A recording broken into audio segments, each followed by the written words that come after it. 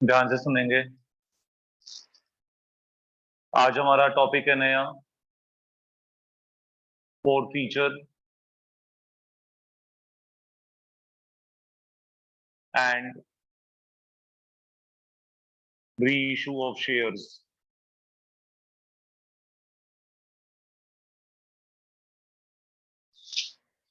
Four feature and reissue of shares. आप लोगों को दिख रहा है बेटे, ऑनलाइन वाले बच्चों को, या बोर्ड थोड़ा बड़ा करूं मैं फिर? दिख रहा है। पलक दिख रहा है यहाँ से? Yes sir. ठीक है। अब बात को बहुत ध्यान से सुनेंगे बेटा।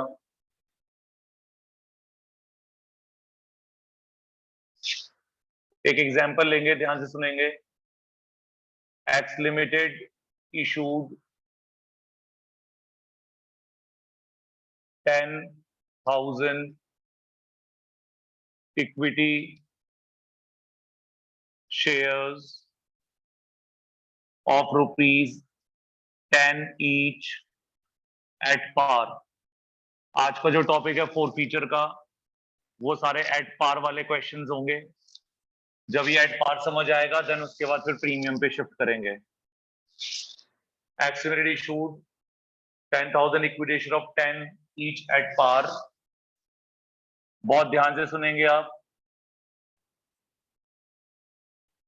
Application money ₹3।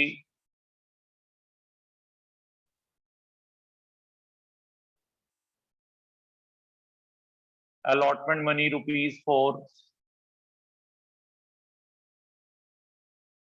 First call money 2। Second and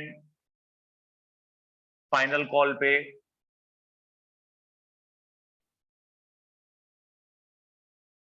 balance.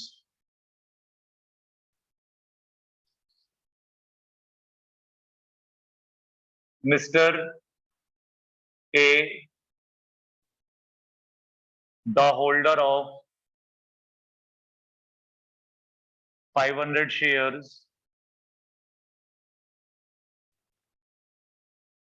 failed to pay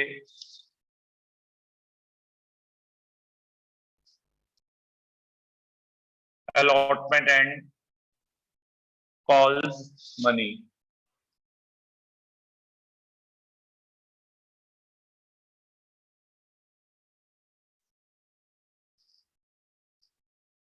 ए ने आपको अलॉटमेंट और कॉल्स मनी पे नहीं करी है।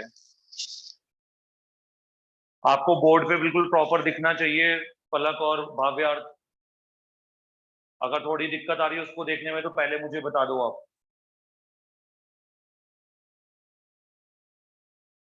दिख रहा है सर। अब थोड़ा सा बात को ध्यान से सुनना आप लोग।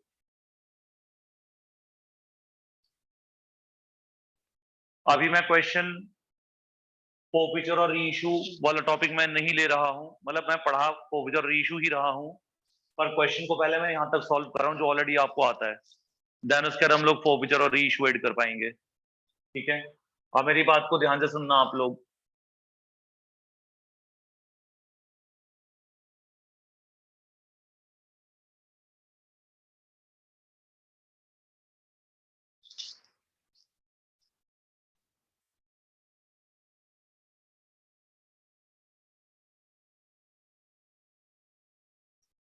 आपकी फर्स्ट एंट्री होती है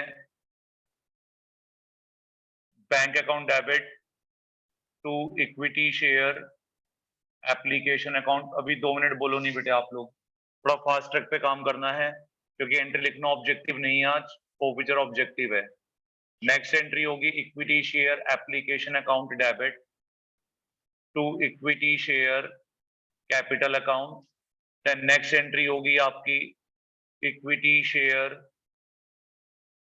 allotment account debit to equity share capital account। then next entry आपकी होगी bank account debit to equity share allotment account।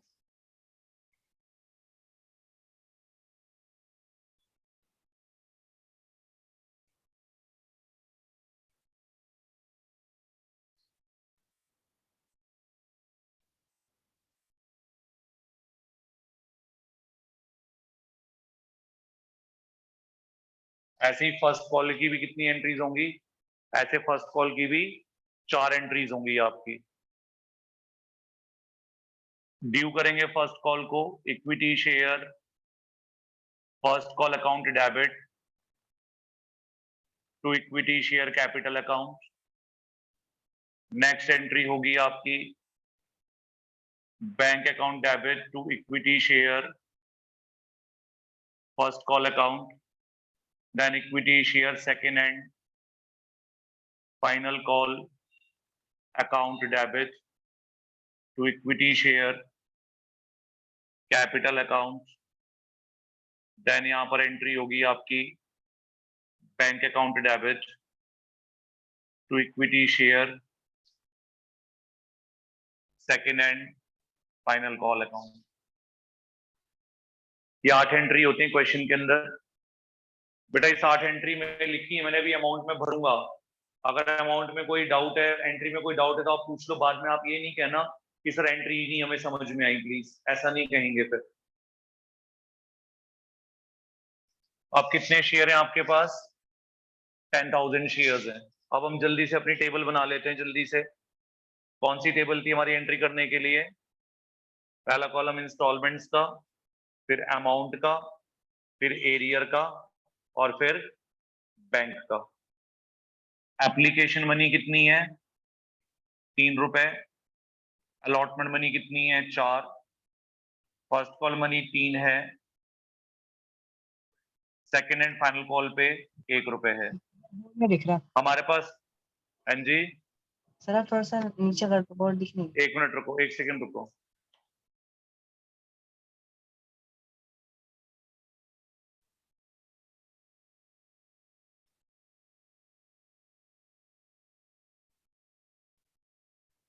अब ठीक है? सर ठीक अब ठीक ठीक है या ठीक नहीं है? सर ठीक 10,000 शेयर्स हैं।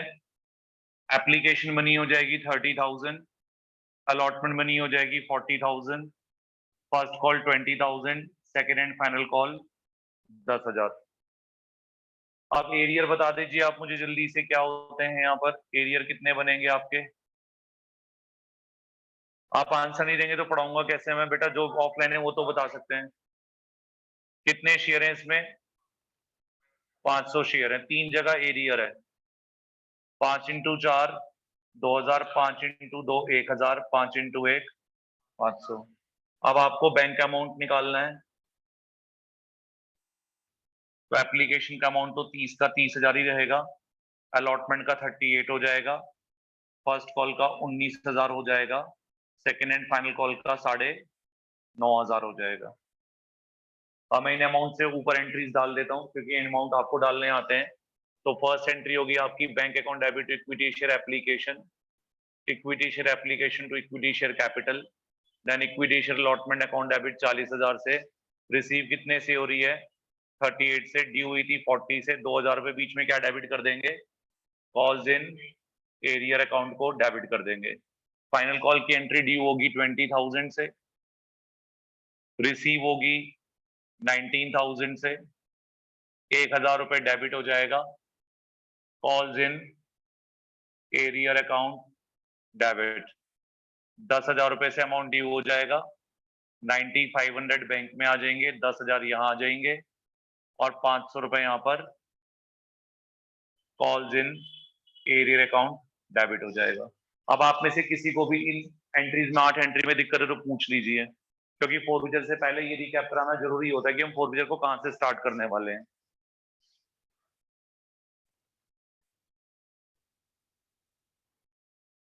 बेटा कुछ पूछना है तो पूछिए आप प्लीज, ऑनलाइन वाले बच्चे। No sir. No sir. इतना दिख जाएगा आपको, चल जाएगा जितना दिख रहा है? Yes sir. इससे बड़ा जूम नहीं कर पाऊंगा मैं, इतना ही जूम हो पाएगा फिलहाल इसमें। पलक चल जाएगा इतना? Yes sir. ठीक है, मेरी बात को बहुत ध्यान से सुनना। यहाँ क्वेश्चन में लिखा था ए ने आपको अपनी अलॉटमेंट और कॉल्स मनी पे नहीं करी है, ठीक है। ये अब हमें यहाँ तक तो एंट्री करनी आती है। अब ये फोर्फीचर और इशू का टॉपिक क्या है उसको मैं यहाँ लिख रहा हूँ। अब क्वेश्चन का जो बैलेंस है, जो क्वेश्चन का बचा हुआ हिस्सा मैं यहाँ ऊपर लिखूंगा, ठीक है। अब मेरी बात को ध्यान से सुनेंगे। जो पहली टर्म है आपकी फोर्फीचर, तो फोर्फीचर का मतलब होता है कैंसिलेशन ऑफ शेयर्स। अब आपको शेयर कैंसिल करने हैं। आप किसके शेयर कैंसिल करोगे? यहाँ पर आप मिस्टर ए के शेयर कैंसिल करोगे, क्योंकि ए ने आपको पेमेंट नहीं दी है। तो ए के पास 500 शेयर है और ये आपको एरियर कर रहा है। तो जब कोई पर्सन लगातार एरियर करता है और एंड तक हमारे पैसे नहीं देता, तो हम उस पर्सन के शेयर क्या कर देते हैं? फोरफीट कर देते हैं। दोबारा बोलूं, एक क्वेश्चन पूछ रहा हूं मैं आपसे, अगर आपको मेरी बात समझ में आए तो। यहां से लेकर यहां तक 10,000 में से कितने शेयर्स का पैसा हमें रिसीव हो चुका है पूरा का पूरा? क्वेश्चन समझ आया क्या बोल रहा हूं? टोटल शेयर कितने हमारे पास? 10,000। एरियर किसने करे हैं? ए ने। ए पे कितने शेयर हैं? 500। इसका मतलब ये है कि 9500 शेयर जिनके पास है वो तो अपना पैसा मुझे यहां पर ऑलरेडी पूरा का पूरा दे चुके हैं, वो कहीं पर भी एरियर में नहीं चल रहा है। ये बात समझ में आ रही है? तो 9500 शेयर्स का तो पैसा मिल गया, तो आप इन शेयर को कैंसिल नहीं कर सकते हैं क्योंकि ये तो पैसे आपको अपना पूरा दे चुके हैं। अब आप किसके शेयर कैंसिल करोगे? एक है। तो फोरफीचर की एंट्री केवल उसके लिए होती है जो पर्सन एरियर कर रहा होता है। समझ आ गई बात? इसमें क्वेश्चन में क्लियर लिखा आता है ऐसे, हिज शेयर्स वर फोरफीटेड। पहले मैं उतना ही पार्ट लिखूंगा जितना मुझे नीडेड है। उसके शेयर जो थे वो क्या कर दिए गए?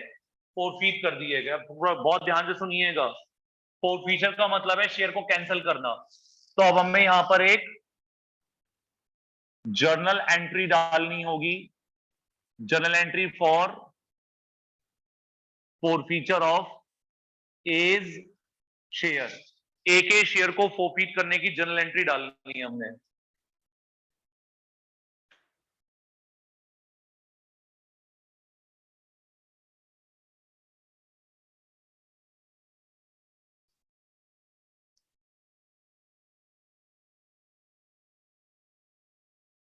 प्लीज सुनेंगे ध्यान से। जब शेयर फोरफीट होते हैं तो फोरफीट करने के लिए जो जर्नल एंट्री होती है उसमें सबसे पहले हमें जो अकाउंट लिखना होता है वो होता है शेयर कैपिटल अकाउंट डेबिट। यानी फोरफीचर की एंट्री में जो पहला अकाउंट खुलेगा वो कौन सा खुलेगा? शेयर कैपिटल अकाउंट, और उसको डेबिट करेंगे। बेटा दिख रहा है आपको पलक और भाव्यार? Yes, sir. Yes, sir. ठीक है, आप सुनेंगे ध्यान से। शेयर कैपिटल अकाउंट को डेबिट करने का जो फॉर्मूला होता है या कौन सा अमाउंट आएगा, वो फॉर्मूला होता है नंबर ऑफ शेयर्स फोरफीटेड, प्लीज सुनते जाइएगा ध्यान से, इनटू में कॉल्ड अप मनी पर शेयर। इसको शॉर्ट फॉर्म में हम लिख रहे हैं CUP कप। यानी जब आप शेयर कैपिटल को डेबिट करोगे तो आपको नंबर ऑफ शेयर फोरफीटेड को मल्टीप्लाई करना है शेयर की कॉल्ड अप वैल्यू से। अब ये शेयर कैपिटल अकाउंट डेबिट क्यों होगा? अब मैं आपको 3 बातें बताऊंगा कि शेयर कैपिटल अकाउंट ही क्यों डेबिट होगा और ये कॉल्ड अप वैल्यू क्या होती है। 2 बातें आपको बताने, अमाउंट निकालना बताना है। अब शेयर कैपिटल ही डेबिट क्यों होगा? मेरी बात को ध्यान से सुनना। आपके पास 10,000 शेयर आपने इशू करे हुए थे, आपको इसमें से ए के पास 500 शेयर हैं। इस ए नाम के पर्सन ने आपको शेयर देने का पैसा, शेयर का पैसा देना बंद कर दिया, तो आपने इसके शेयर कैंसिल कर दिए। तो आपकी जो शेयर कैपिटल थी, वो शेयर कैपिटल पहले कितने शेयर की कंसिस्टेड थी? उसमें 10,000 शेयर थे। जब ए के शेयर हट जाएंगे तो हमारी शेयर कैपिटल में केवल कितने शेयर रह जाएंगे? 9,500 शेयर रह जाएंगे। दोबारा बोलूं, आप ऐसा भी कह सकते हो 10,000 share of the rate 10 each के थे, तो अगर रुपीज में चाहिए तो 10,000 इंटू 10, 1 लाख की कैपिटल थी। अब उसमें 500 एट द रेट 10 वाले शेयर हट गए क्योंकि वो पैसे नहीं दे रहा, तो आपकी कैपिटल अब 9500 शेयर्स की एट द रेट ₹10 इज 95,000 रह जाएगी। आप नंबर में ही समझ लो बस, आपके शेयर के नंबर घट करके 10,000 से कितने हो गए, 9,500 हो गए। यानी शेयर फोरफीट करने से हमारी कंपनी की कैपिटल डिक्रीज हो रही है। कैपिटल में दो मूवमेंट होते हैं, एक मूवमेंट होता है कैपिटल का इंक्रीज होना, दूसरा मूवमेंट होता है कैपिटल का डिक्रीज होना। अगर कैपिटल इंक्रीज होती है तो क्रेडिट करते हैं और कैपिटल डिक्रीज होती है तो डेबिट करते हैं। अब आप बताइए, आपकी कैपिटल कैंसिल करने से, शेयर कैपिटल कैंसिल करने से इंक्रीज हो रही, डिक्रीज हो रही है? डिक्रीज हो रही है, तो इसलिए कैपिटल अकाउंट को क्या करा गया है, डेबिट करा गया है। ये लाइन समझ आ गई आपको? ठीक है। ये अब कितने शेयर की कैपिटल डिक्रीज हो रही है? 500 शेयर की कैपिटल डिक्रीज हो रही है। आप कुछ ऐसा कह लीजिए कि जैसे आपके फोन में बहुत सारे कॉन्टैक्ट होते हैं, तो आप उनमें से एक का कॉन्टैक्ट अपने फोन से क्या कर दीजिए, डिलीट कर दीजिए, काइंड ऑफ ऐसा है। तो आपके टोटल शेयर 10,000 है, उसमें से 500 शेयर हमें हटाने हैं यहां से, तो इसलिए कैपिटल को डेबिट करेंगे। तो 500 शेयर फॉरफीट करने हैं। अब ये कॉल्ड अप वैल्यू क्या होती है, प्लीज मेरी बात को बहुत ध्यान से सुनना, ये सबसे इंपॉर्टेंट पॉइंट है। देखें, आपने शेयर को कैंसिल करने का डिसीजन कब लिया, प्लीज सुनते जाना ध्यान से।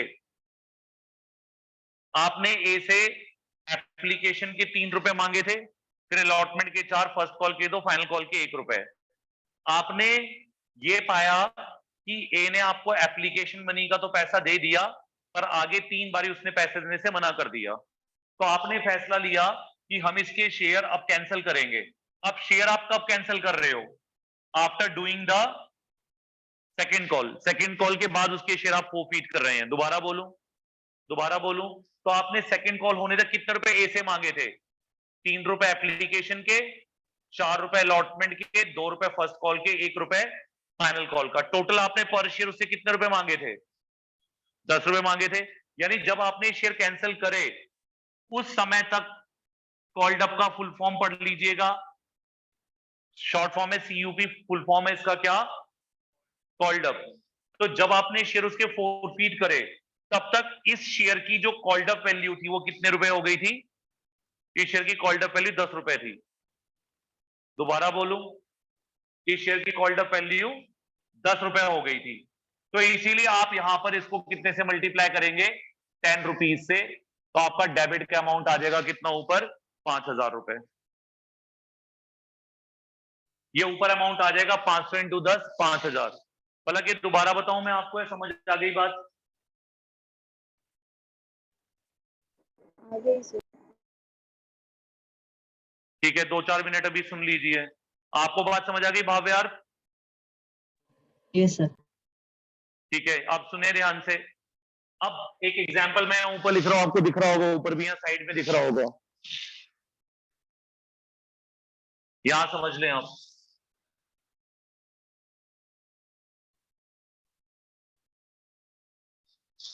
2 रुपए की, 3 रुपए की एप्लीकेशन है, 4 की अलॉटमेंट है, 2 की फर्स्ट कॉल, 1 की फाइनल कॉल। 3 की एप्लीकेशन, 4 की अलॉटमेंट, 2 की फर्स्ट कॉल, 3 की एप्लीकेशन, 4 की अलॉटमेंट। देखें, आप मेरी बात को बहुत ध्यान से सुने। आप अगर आपने ए को प्रेजेंट एग्जांपल में कितना मौका दिया पे करने का? ए ने आपको एप्लीकेशन मनी दी, फिर ए ने आपको अलॉटमेंट मनी नहीं दी। आपने वेट करा, चलो कॉल तक वेट कर ले, फिर उसने कॉल भी नहीं दी। फिर आपने और वेट करा, आपने फाइनल कॉल तक भी वेट करा, पर ए ने अपने पीछे के पैसे एंड तक भी नहीं चुकाए। दोबारा बोलूं, तो आपने ए से प्रेजेंट एग्जांपल में कितने रुपए कॉल्ड अप करे थे? आपने इसे 10 रुपए कॉल्ड अप करे थे, इसलिए मैंने 10 रुपए से मल्टीप्लाई करा है। अगर इस क्वेश्चन में मैं ये कहता कि एप्लीकेशन मनी 3 रुपए उसने पे करी, अलॉटमेंट नहीं दी और कॉल नहीं दी फर्स्ट वाली, अब कंपनी ने कहा फर्स्ट कॉल के बाद और वेट करना ठीक नहीं है, ए को फर्स्ट कॉल के बाद ही नोटिस सर्व कर दो कि तेरी शेयर हम फर्स्ट कॉल के बाद ही क्या कर रहे हैं, कैंसिल कर रहे हैं। तो उस समय कॉल्ड अप आपकी वैल्यू कितनी मानते फिर हम लोग? 9।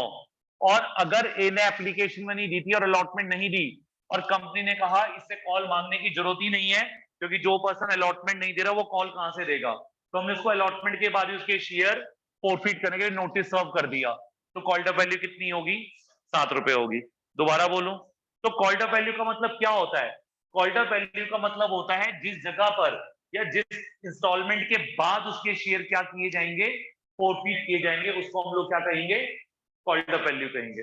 दोबारा बोलूं, अब इस क्वेश्चन में मुझे कैसे लगा फाइनल कॉल के बाद है, क्योंकि क्वेश्चन में लिखा था ए फेल टू पे अलॉटमेंट एंड कॉल्स मनी।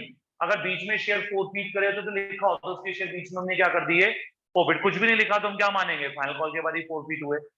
ये बात समझ आ रही है आप लोगों को, ये बात क्लियर है? ठीक है, अब आगे बात ये होता है पहला अकाउंट डेबिट करना फोरफीचर का।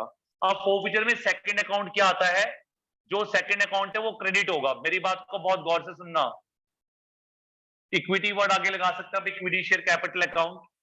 सेकंड अकाउंट होगा आपका to equity share forfeiture account. अब ये फोरफीचर अकाउंट क्या है, बात को बहुत ध्यान से सुनेंगे। इक्विटी शेयर फोरफीचर अकाउंट के अंदर हम वो अमाउंट लिखेंगे जो ए 10 रुपए में से पे कर चुका है। तो मैं यहां लिख देता हूं, फोरफीचर के आगे वो अमाउंट क्रेडिट करूंगा जो पेड बाय ए है। अब अगर आपने क्वेश्चन पढ़ा हो तो आप बता सकते हो ए ने कौन सा अमाउंट पे करा था, केवल एप्लीकेशन में नहीं पे करा था। एक बार टेबल पे ध्यान देंगे बच्चे आप, ए ने एप्लीकेशन मनी दी थी, यानी 500 शेयर पर 3 रुपए के हिसाब से वो कंपनी को 1500 रुपए तो दे चुका था, पर बाद के अमाउंट उसने कंपनी को पे नहीं करे, तो उसने कंपनी को यहां पर 5 रुपए पे कर दिए थे, सॉरी 3 रुपए एप्लीकेशन के पे कर दिए थे। कितने शेयर पर, 500 शेयर पर 3 रुपए वो पे कर चुका था। जो 3 रुपए कंपनी ने उसने कंपनी को पे करे थे, वो पैसे कंपनी उसको अब कभी भी वापस नहीं देगी। वो 3 रुपए कंपनी उसके जब्त कर लेगी, यानी कंपनी बोलेगी ये पैसा तुम्हें वापस नहीं मिल सकता है। जो तुमने अमाउंट कंपनी को पे कर दिया था वो पैसा अब कंपनी तुम्हें वापस नहीं देगी। कुल मिलाकर कंपनी उसका ये पैसा खा जाएगी और वापस नहीं देगी। दोबारा बोलूं, तो कंपनी को 1500 रुपए क्योंकि वापस नहीं देने हैं, तो कंपनी को 1500 रुपए का शेयर वापस ना करने से क्या हो रहा है, प्रॉफिट हो रहा है। दोबारा बोलूं, और प्रॉफिट को हमने रूल पढ़ा हुआ है अकाउंट्स में, debit all expenses credit all income. तो हम यहां से प्रॉफिट अकाउंट को क्या कर देंगे, क्रेडिट करेंगे। दोबारा बोलूं, अब ये प्रॉफिट क्योंकि शेयर को जब्त करने से हुआ, शेयर का फोरफीचर करने से हुआ, इसलिए इस प्रॉफिट का नाम क्या रखते हैं, शेयर फोरफीचर अकाउंट रखते हैं। अब जब उसने अमाउंट ये मुझे पे करा था, तो जब अमाउंट उसने मुझे पे करा था तो वो क्या था आपका, जब उसने पे करा था तो ये अमाउंट किस अकाउंट का था, ये पैसा तो उसने हमें एप्लीकेशन का दिया था, एप्लीकेशन के नाम से दिया था ना। पर आप अगर देखें तो आपने एप्लीकेशन अकाउंट को एक बार ही क्रेडिट करा और एक बार ही एप्लीकेशन अकाउंट को क्या करा आपने, डेबिट। तो एप्लीकेशन अकाउंट तो क्लोज हो गया था पहले ही, तो एप्लीकेशन में आए हुए पैसे का मैं क्या करूंगा, तो अकाउंट क्लोज हो गया। तो मैं क्या करूंगा, इस एप्लीकेशन अकाउंट के पैसे में से जो एप्लीकेशन का पैसा उसने मुझे दिया है, इसका नाम बदल करके मैं यहां क्या लिख दूंगा, फोरफीचर अकाउंट। यानी एप्लीकेशन के जो उसने मुझे पैसे दिए थे, कितने रुपए दिए थे, यहां से ले लेते हैं, यहां भी बनाया हुआ है, उसने मुझे कितने रुपए दिए थे, 1500 रुपए दिए थे। ये 1500 रुपए मैं यहां पर किस नाम से रिकॉर्ड करूंगा अपनी एंट्री के अंदर, फोरफीचर अकाउंट के नाम से रिकॉर्ड करेंगे।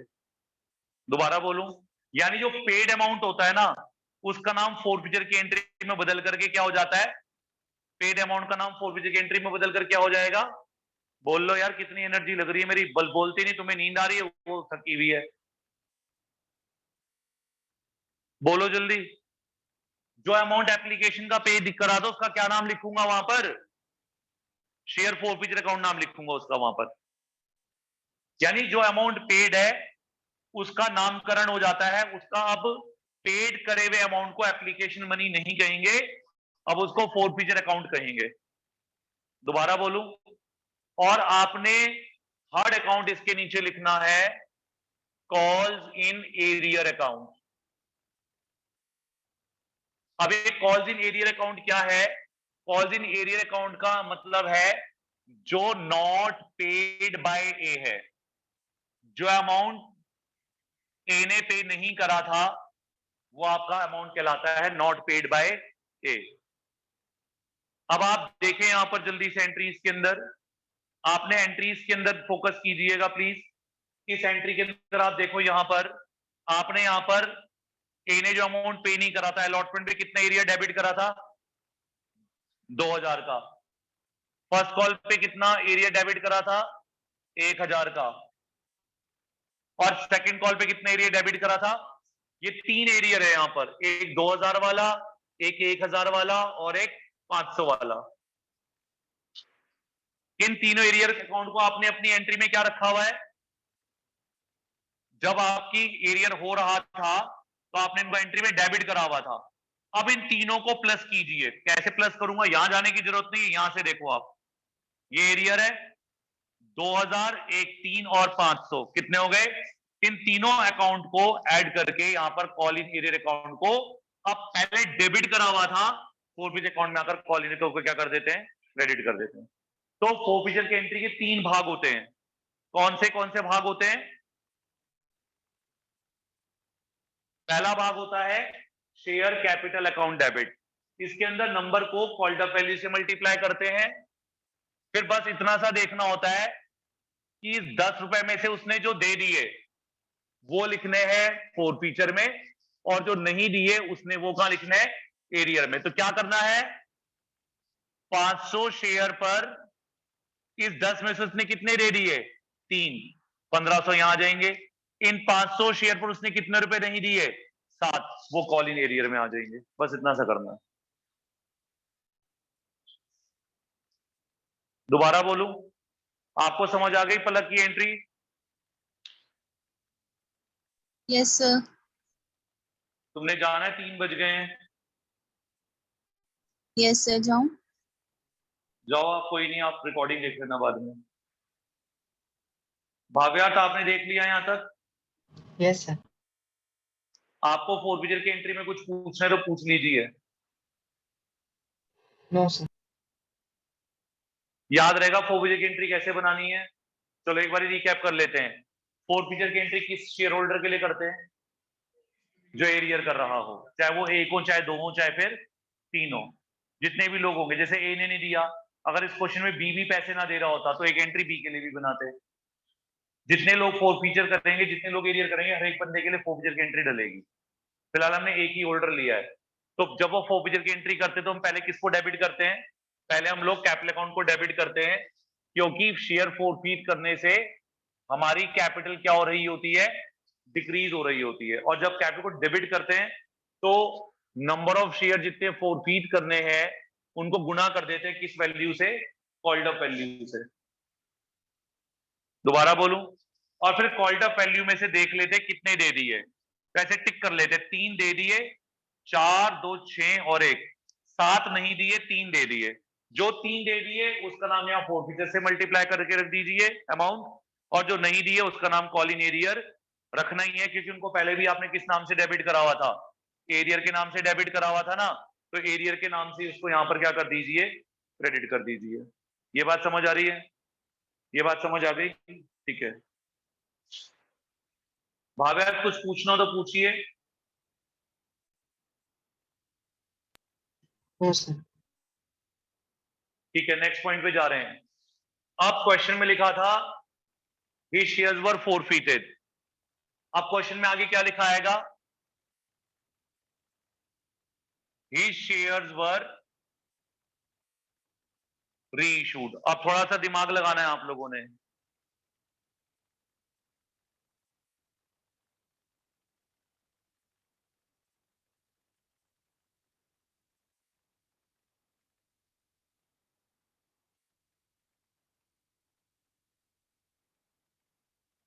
क्वेश्चन में लिखा है ही शेयर्स वर रीइशूड, ऐसे क्वेश्चन में लिखा आएगा। अभी इंफॉर्मेशन आधी है।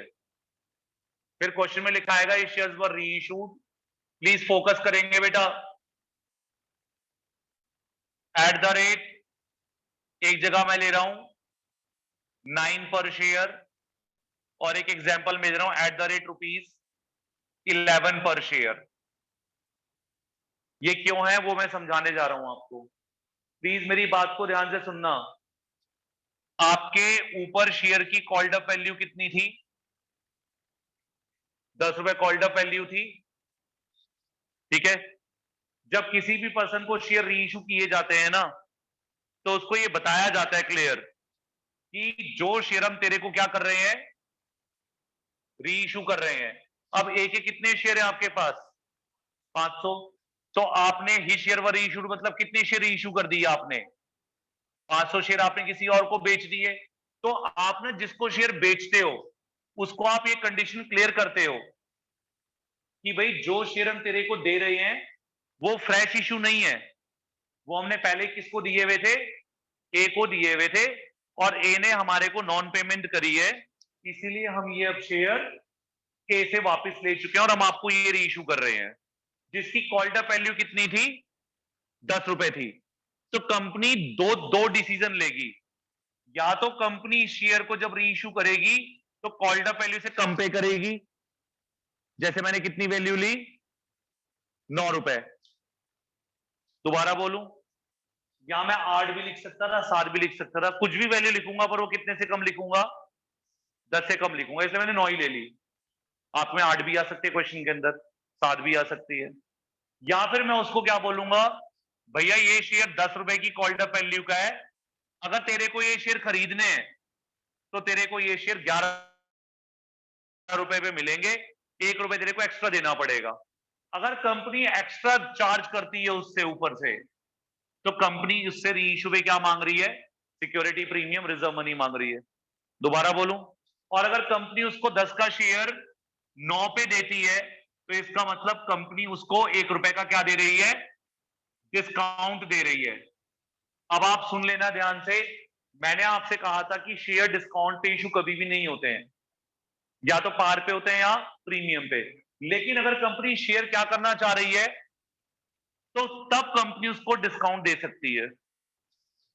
दोबारा बोलूं, पर कंपनी उसको डिस्काउंट पता है क्यों दे रही है, क्योंकि कंपनी ने इस ₹10 में से कितने रुपए खा लिए थे उसके, कंपनी ने ₹3 तो उसके खाए हुए हैं, ₹4 में कितने रुपए का प्रॉफिट है ऊपर आपके पास, 10 में से ₹3 तो कंपनी उसके खा चुकी है ना।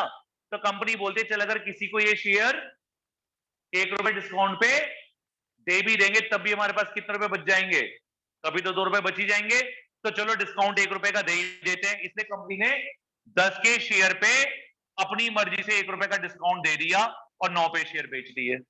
और जब कंपनी की नीयत डिस्काउंट देने की ना हो, तो कंपनी पहले ही बोल देती भैया 10 का शेयर है, 11 पे मिलेगा, या 12 पे, 13, 14, 15 कुछ भी लिख दो, मैंने 11 लिखा है। तो कंपनी पहले उसको बोल देती भैया शेयर तेरे को लेना है अगर री इशू पे, तो ₹10 पे तो मिलेगा नहीं, 10 से ज्यादा पे मिलेगा, 11, 12, 13 कुछ भी क्वेश्चन में लिखा आ जाएगा, पर 10 से ज्यादा आएगा, तो वो प्रीमियम मनी होगी। दोबारा बोलूं, अगर हम प्रीमियम पे बेचने में कामयाब हो जाएंगे, तब तो 3 के ₹3 हमारा प्रॉफिट बच जाएगा। लेकिन अगर हम री इशू को इसको 3 में से कितने का डिस्काउंट दे देंगे, ₹1 का, तुम्हारा प्रॉफिट कम हो जाएगा, 3 से कट करके 2 रह जाएगा।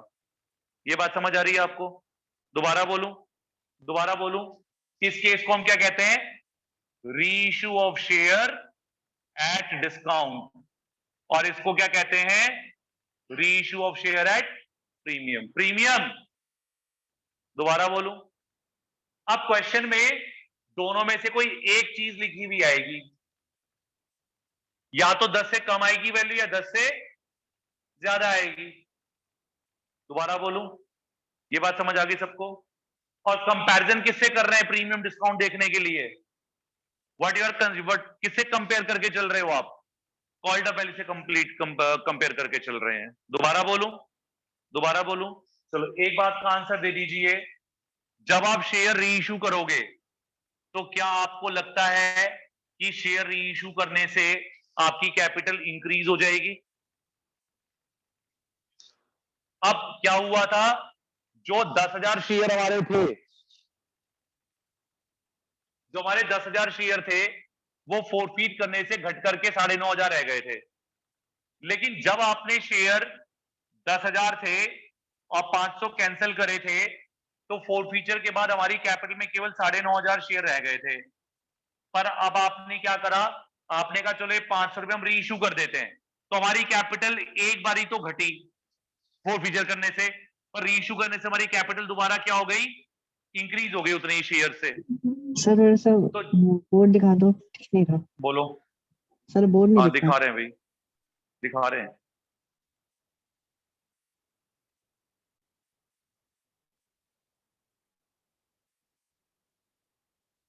अब देखो, सही है सर दिख अब? रहा है। Yes sir.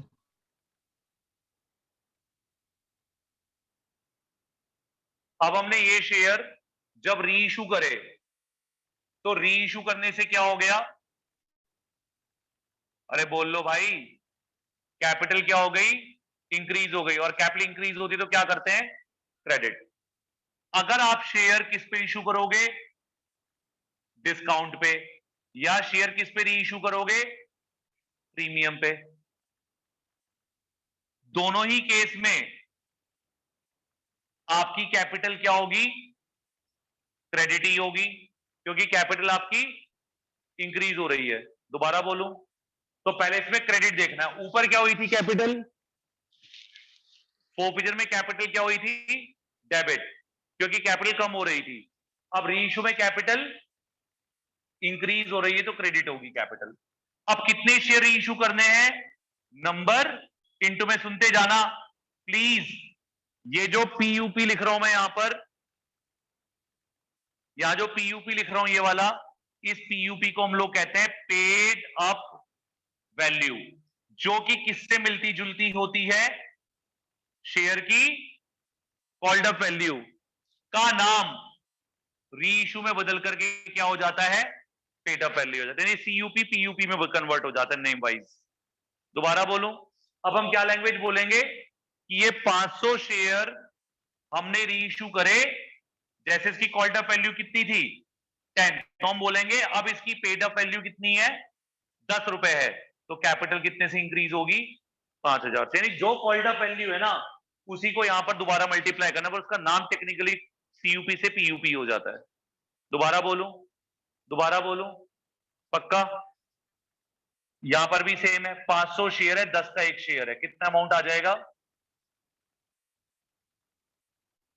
10 की पेड अप वैल्यू कितना आ जाएगा? 5000। अब इसको छोड़ देते हैं, डिस्काउंट वाले पे आ जाते हैं। जब आपने शेयर री इशू करे तो कैपिटल इंक्रीज हो गई, और कैपिटल इंक्रीज होने से आपके बैंक में अमाउंट आ गया। भाई 500 शेयर आपने किस रेट पे बेचे हैं? आपने री इशू प्राइस RIP, क्या री इशू प्राइस थी किस एग्जांपल में?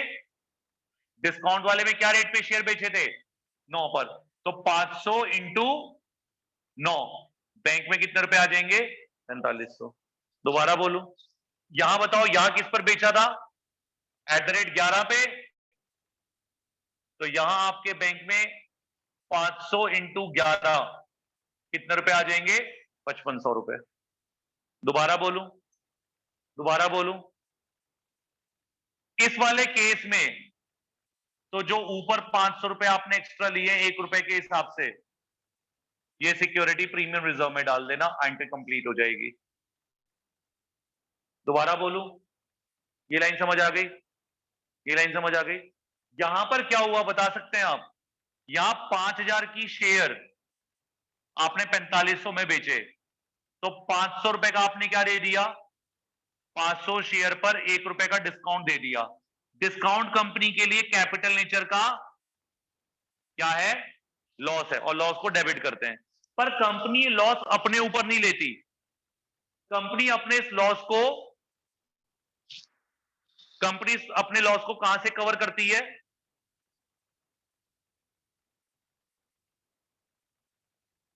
कंपनी इस लॉस को इस प्रॉफिट में से कवर करती है। दोबारा बोलूं तो हम क्या करेंगे? 1500 रुपए में से कितने रुपए निकाल लेंगे? 500 रुपए निकाल लेंगे। जब डाले थे तो क्रेडिट करा था, जब वहां से निकालेंगे तो डेबिट करेंगे। तो यहां से आप शेयर फॉरफीचर अकाउंट को क्या कर देना? डेबिट कर देना। दोबारा बोलूं, अब कितने बच जाएंगे उसके अंदर? 1000। दोबारा बोलूं, ये बात समझ आ रही है? पक्का? ये एंट्री री इशू तक पूरी हो गई, अगला स्टेप बताना है अभी, बस आखिरी स्टेप पर है हम लोग। कुछ पूछना है यहां तक अभी? भाभी यार कुछ पूछना है आपको यहाँ पर? No sir. ठीक है, लास्ट स्टेप पे आ जाएं बेटे। 2 मिनट प्लीज। लास्ट स्टेप होता है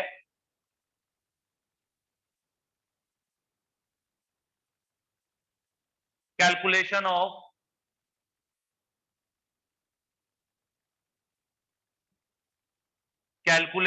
कैपिटल रिजर्व। यार इतना साफ लिखा हुआ, अब तो मैंने, प्लीज ऐसा मत बोलो आप। Calculation of capital reserve. अब ये कैपिटल रिजर्व क्या होता है वो सुन लीजिए। आपने जितना क्या अर्न करा है प्रॉफिट, उसमें से डिस्काउंट को क्या कर दीजिए, माइनस। दोबारा बोलूं, अब प्रॉफिट कितना है, 1500 रुपए का। कहां से मिला, या ऊपर से 1500 का प्रॉफिट है, उसमें से मैंने कितना डिस्काउंट दिया, 500 रुपए का। तो कितने रुपए मेरे पास बचे, अभी भी उसमें से 1000 मेरे पास बच गए हैं। इस बचे हुए प्रॉफिट को हम कहां डालेंगे, कैपिटल रिजर्व में। दोबारा बोलूं, और इसकी एंट्री आएगी कैपिटल रिजर्व में अमाउंट डालने की, share forfeiture account debit to capital reserve account 1000 रुपए।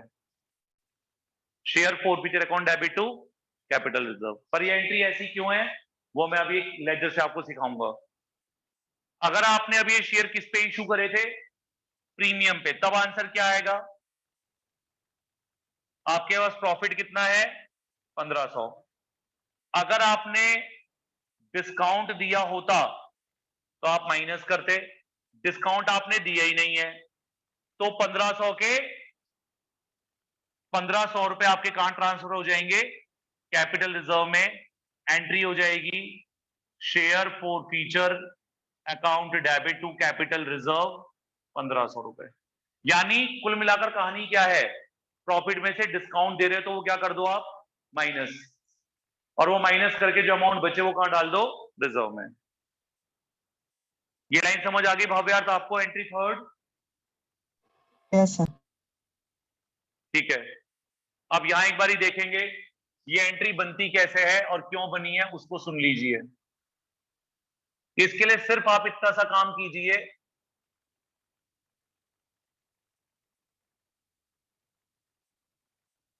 आप एक छोटा सा अकाउंट बना लीजिए, शेयर फॉरफीचर अकाउंट।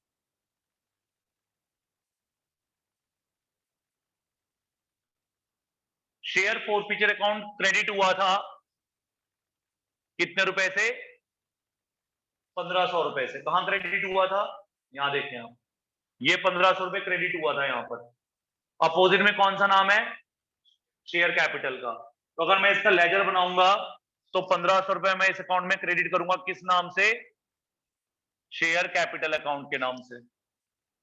दोबारा बोलूं, और अब इस एंट्री पे आइए,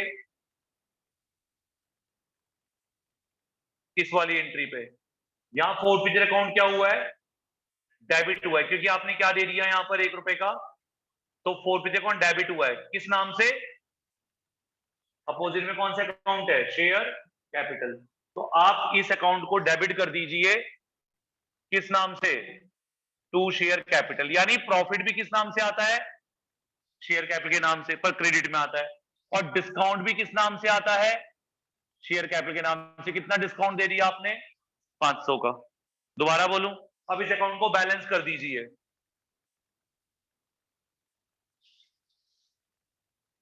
इस अकाउंट को बैलेंस करेंगे, क्रेडिट है 1500, 1500 में से 500 जाएंगे, कितने बचेंगे, 1000। इसको डाल देंगे कैपिटल रिजर्व में। तो क्या एंट्री बच रही है, बन रही है, देखिए आप, share forfeiture account debit to capital reserve. तो एंट्री बन गई share forfeiture account debit to capital reserve 1000 रुपए। इसलिए एंट्री ऐसे बनती है, क्योंकि ये शेयर फॉरफीचर अकाउंट का बैलेंस है, प्रॉफिट का बैलेंस है। कितना प्रॉफिट बच गया था, 15 में से 500 कंज्यूम हो गया, हमारे पास 1000 का प्रॉफिट बच गया, उस प्रॉफिट को हमने कहां डाल दिया? कैपिटल रिजर्व में। प्रीमियम वाले केस में क्या होगा? बाय शेयर कैपिटल अकाउंट कितना प्रॉफिट है? 1500। उसमें आपने डिस्काउंट, जब आपने रीइश्यू किस पे करा था? जब आपने रीइश्यू प्रीमियम पे करा था यहां पर, तो आपने यहाँ प्रीमियम लिया था, आपने डिस्काउंट तो दिया ही नहीं यहां पर। तो अगर सेकंड केस में आपने डिस्काउंट नहीं दिया है प्रीमियम में, तो डिस्काउंट निल है। तो आपका जो 1500 रुपए का प्रॉफिट है, वो पूरा का पूरा प्रॉफिट कहां चला जाएगा? कैपिटल रिजर्व में। तो एंट्री क्या बन जाएगी? Forfeiture account debit to capital reserve account. 1500 के 1500 कहां चले जाएंगे? रिजर्व में। This called as reissue of shares, forfeiture and reissue of shares. समझ आ गई बात? अब क्या होता है, इन्हीं क्वेश्चंस को करते हुए, जो अभी हमने टॉपिक करा ये वाला, इसी टॉपिक को करते हुए, जैसे हमने एंट्री समझ ली, अब जितने भी हम क्वेश्चंस करेंगे उन क्वेश्चंस को हमने पहले अब ऐसे सॉल्व करना है जैसे हम एप्लीकेशन तक करते आ रहे थे। उसके बाद क्या करेंगे, जब क्वेश्चन सॉल्व हो जाएगा तो देख लेंगे किसके शेयर फॉरफीट करने हैं, उसकी फॉरफीचर की एंट्री बना देंगे। फिर रीइश्यू का केस देख लेंगे कि कम पर है या ज्यादा पर है। इस तरह से रीइश्यू की एंट्री बनाते हुए फिर रिजर्व की एंट्री दिखाकर आंसर खत्म हो जाएगा, या अगर शेयर खत्म हो जाता है अगर आप बात करें तो।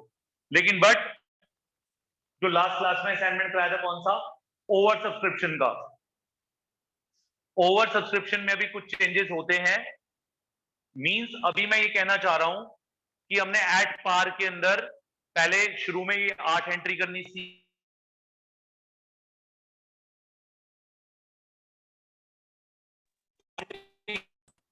कराया हमने अभी। ये बात समझ आ गई आपको? फॉरफीचर, रीइश्यू और reserve.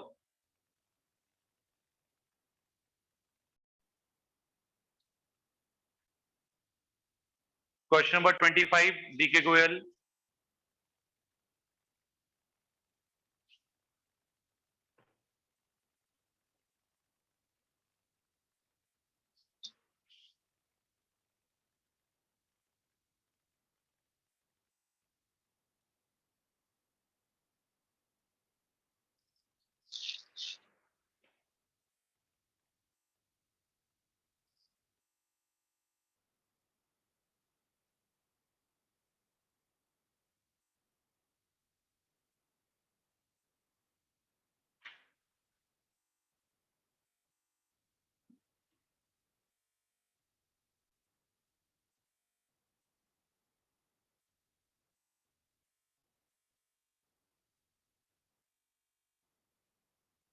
X Limited was registered.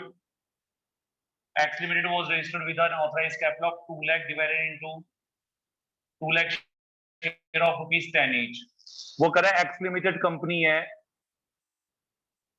इनके पास इनकी जो रजिस्टर्ड कैपिटल है, यानी जिसको हम ऑथराइज्ड कैपिटल भी कहते हैं, इनके पास इनकी रजिस्टर्ड कैपिटल में 2 लाख शेयर्स ऑफ 10 ईच है। आगे वो कह रहा है ये इनकी मैक्सिमम कैपिटल है। आगे वो कह रहा है it purchased assets of Y Limited of 3 lakh and issued fully paid share for purchase consideration। यहां पर वो कह रहा है कि मतलब एक पॉइंट इसमें नया इन्होंने ऐड करा है इस क्वेश्चन के अंदर कि x limited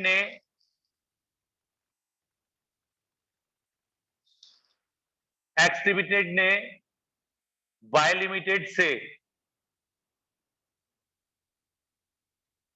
Y limited company से या वाई लिमिटेड कंपनी की कुछ एसेट्स परचेज कर ली हैं, जिनको हम सन्ड्री एसेट्स कहेंगे, जिनकी वर्थ 3 लाख है। तो वाई लिमिटेड ने 3 लाख रुपए की एसेट खरीदी है, सॉरी एक्स लिमिटेड ने वाई लिमिटेड से 3 लाख रुपए की एसेट्स खरीदी हैं और उनको कहा है कि हम आपको इस एसेट्स के बदले, इन एसेट्स के बदले हम आपको अपनी कंपनी की क्या दे देंगे? रुपया ना देकर अपनी कंपनी की क्या दे देते हैं? शेयर्स दे देते हैं।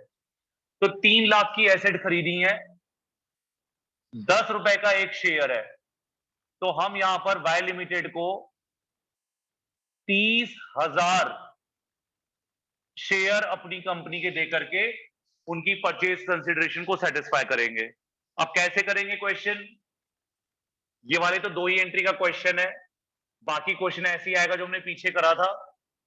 जब हम एसेट खरीद करके अपनी कंपनी के शेयर से सेटिस्फैक्शन करते हैं कंसिडरेशन की, तो that topic is called as issue of shares for consideration other than cash. This topic is called as issue of shares for consideration other than cash. अब पहली एंट्री और किसकी बुक्स बनाएंगे हम यहां पर? बुक्स ऑफ एक्स लिमिटेड, जिस company की बात हो रही है। ये अपनी बुक में पहली एंट्री डालेगी X limited, sundry assets account debit to Y limited. Y limited को ब्रैकेट में वेंडर लिख दीजिए।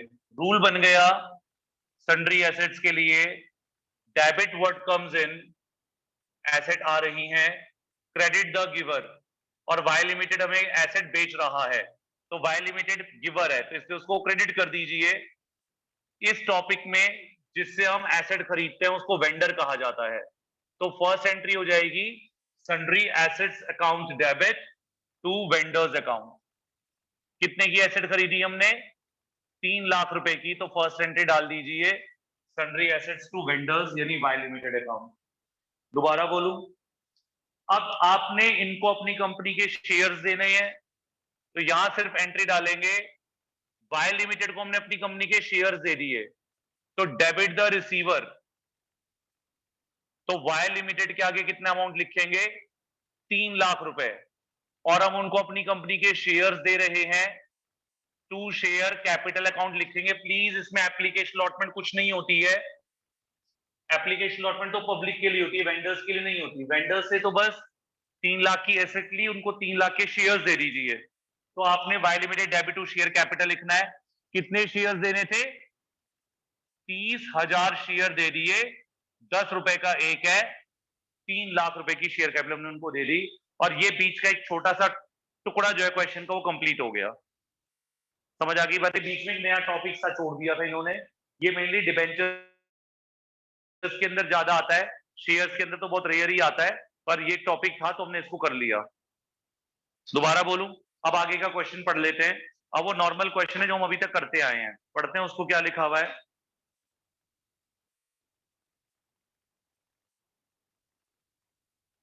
It also invited application for 1,20,000. It also invited applications for 1,20,000 shares of 10 each. अब ये 1,20,000 शेयर हमने किसको दिए होंगे? पब्लिक को इशू करे होंगे। ये ऊपर वाले डिबेंचर किसको दिए थे? Issue of share for consideration other than cash में शेयर किसको दिए गए माने जाते हैं? वेंडर को। ये हमने शेयर वेंडर को दिए थे, अब हम शेयर किसको दे रहे हैं? पब्लिक को। हमारा जो क्वेश्चन होता है वो बेसिकली कौन सा वाला होता है? जब हम शेयर पब्लिक को देते हैं, ठीक है। तो अब वो कह रहा है हमने, सुनते जाएंगे, 1,20,000 शेयर इशू करे हैं, ₹10 का एक शेयर है। एप्लीकेशन मनी पढ़ लीजिए, अलॉटमेंट मनी पढ़ लीजिए, first call, second and final call. Application money कितनी है? 2.5, 2.5, 2 और 3। एप्लीकेशन मनी है ₹2.5, अलॉटमेंट मनी है ₹2.5, देन फर्स्ट कॉल कितनी है? ₹2, और सेकेंड एंड फाइनल कॉल कितनी है? ₹3 है।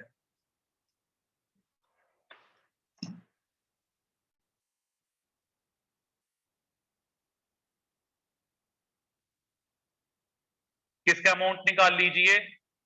शेयर कैपिटल का। कितने शेयर इशू करे थे? 1,20,000। 1,20,000 इंटू 2.5 करेंगे तो कितना हो जाएगा? 3 लाख रुपए। 3 लाख रुपए, 2,40,000 रुपए और 3,60,000 रुपए। यहां तक कुछ पूछना है कैपिटल की वैल्यू तक तो पूछ लीजिए, तो पीछे वाले क्वेश्चन की तरह ही कर रहे हो आप, कुछ नया नहीं कर रहे हैं। इसके बाद क्या करना है भाई, इसके बाद एरियर्स निकाल लीजिए। किसके एरियर्स हैं, कितने शेयर है एरियर के लिए, हाँ जी 400 शेयर हैं। 400 शेयर डिड नॉट पे द फाइनल कॉल। वो कह रहा है 400 शेयर के ऊपर हमें फाइनल कॉल नहीं मिली, यानी इस बेवकूफ ने क्या करा, एप्लीकेशन भी दे दी, अलॉटमेंट भी दे दी, फर्स्ट कॉल भी दे दी, लेकिन एंड में जाकर के उसने फाइनल कॉल पे पैसा नहीं दिया। यानी एरियर कितने रुपए के हो गए, 1200 रुपए के हो गए। दोबारा बोलूं, दोबारा बोलूं, अब अगर आप मेरे से ये एक्सपेक्ट कर रहे हो कि मैं आपको ये 8 एंट्री लिख करके दूंगा, तो आप ये गलत सोच रहे हो। ये एंट्री मैं ऑलरेडी करा चुका हूं, मैं अब नहीं कराऊंगा। अब मैं सिर्फ क्या बोलूंगा, entry by words of mouth पढ़ेंगे हम इसको। फर्स्ट एंट्री क्या होगी, पहली एंट्री होगी आपकी bank account debit to share, amount निकाल लेते पहले बैंक वाला, फिर एंट्री बोलेंगे। यहां अमाउंट आएगा 3 का 3 लाख, यहां भी 3 का 3 लाख, यहां पर 2,40,000, यहां पर 3,58,800। ठीक है, अब पहली एंट्री क्या होगी, bank account debit to share application account 3 lakh. Next entry क्या होगी, share application to share capital 3 lakh. फिर share allotment account debit 3 lakh to share capital, फिर bank account debit to share allotment 3 lakh, फिर share first call to share capital, फिर bank to share first call 240, second call की share second final call to share capital 3,60,000, receive की bank account debit 358,800, calls in arrear account debit 1200 to share second and final call. समझ आ गई बात। अब question पढ़ लीजिए। भाव्यार्थ यहां तक तो कोई जरूरत नहीं है एंट्रीज की बेटा, नो सर। ठीक है, सुन लेंगे ध्यान से। अब आपका अगला पॉइंट पढ़े क्वेश्चन में, director forfeit the share of defaulting share holder. वो कह रहे हैं डायरेक्टर्स ने डिफॉल्टिंग शेयर होल्डर के शेयर्स क्या कर दिए, फोरफिट कर दिए। तो मेरा बेटा फोरफीचर की एंट्री थी हमारी, equity share capital account debit, credit करना था to equity share forfeiture account, और फिर लिखना था कॉल्स इन एरियर अकाउंट। ये नोट्स में भी या बना दी अब तो, और यहां भी है। अब कितने शेयर फोरफीट करने हैं आपने, 400 शेयर फोरफीट करने हैं ना, ठीक है। ये अब कॉल्ड अप वैल्यू कैसे लेंगे, जिस कॉल के बाद फोरफीचर हो रहा है। कहां फोरफीचर कर रहे हैं आप, फाइनल कॉल के बाद। तो टोटल यहां तक का कितना हो गया, 10 रुपया। तो कॉल्ड अप वैल्यू कितनी आ गई आपकी, 10 रुपए कॉल्ड अप वैल्यू आ गई। तो 400 इंटू 10 कितना अमाउंट आ जाएगा, 4,000 रुपए। अब सिर्फ इतना ऊपर से देख करके बता दीजिए, 4 में से उसने कितने रुपए पे कर दिए थे, जो पे कर दिए थे उनका, उन सबको ऐड कर लीजिए। कितने कितने पे कर दिए थे, 2.5, 2.5, 5 और 2, चाहे आप वहां से ऐड कर लो, चाहे आप यहां से ऐड कर लो, एक ही बात है। वो 10 में से कितने रुपए दे चुका है, 7 रुपए दे चुका है। हाँ सारे शेयर, एक भी जगह डिफॉल्ट करोगे तो शेयर तो फॉरफिट तब भी हो जाएंगे। कोई उसमें माफीनामा नहीं है कि चलो 3 तो मैंने दे दी थी, आधे फॉरफिट कर लो, आधे छोड़ दो। फॉरफिट डायरेक्टर राइट रखते हैं कि हम आधे फॉरफिट करें, होता है ऐसा क्वेश्चन में, ऐसा नहीं होता नहीं है। इस क्वेश्चन में पूरे शेयर फॉरफिट होंगे। तो 400 इंटू 10 4,000 आ गया। अब बताओ इसमें से कितने रुपए उसने पे कर दिए थे, 7 रुपए दे दिए थे ना। तो जो 7 रुपए दे दिए थे, वो 7 रुपए किस किस चीज के थे, 2.5 एप्लीकेशन के, 2.5 अलॉटमेंट के और 2 फर्स्ट कॉल के। पर अब जो नाम होगा इन तीनों का, वो एप्लीकेशन अलॉटमेंट और फर्स्ट कॉल नहीं होगा। इन तीनों कॉल का नाम, यानी इन तीनों अमाउंट का नाम ऐड होकर के क्या माना जाएगा, शेयर फॉरफीचर अकाउंट। दोबारा बोलूं तो 400 इंटू 7 2800, और ये 2800 ही कंपनी का क्या हो जाएगा, पूरा का पूरा प्रॉफिट आ जाएगा कंपनी के पास। इतना ज्यादा अमाउंट कंपनी ने उसका खा लिया। एरियर में कितने डाले थे आपने, 1200, एरियर को क्रेडिट कर दो, यानी 400 में से जो दे दिए थे वो फोरफीचर में, जो नहीं दिए थे वो एरियर में। बस इतनी सी फोरफीचर की एंट्री होती है। तो 8 एंट्री के बाद 9th एंट्री किसकी आ गई, 8वीं के बाद दो एंट्री तो इनकी हो गई 8, 9वीं एंट्री किसकी आ गई, फोरफीचर की। दोबारा बोलूं, अब रीइश्यू पढ़ो। कौन सा वाला केस है, पेड अप वैल्यू से कम पे बेचने वाला, ज्यादा पे बेचने वाला। क्या बोल रहा है, हमने शेयर कितने में बेच दिया, 400 शेयर बेच दिए 8.5 रुपए में, यानी 3400 रुपए ले लिए। और जब शेयर री इशू